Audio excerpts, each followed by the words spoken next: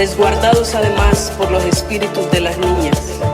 que nos enseñan que dar la vida de múltiples formas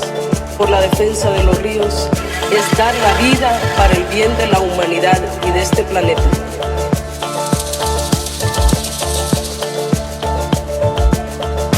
El Copí, caminando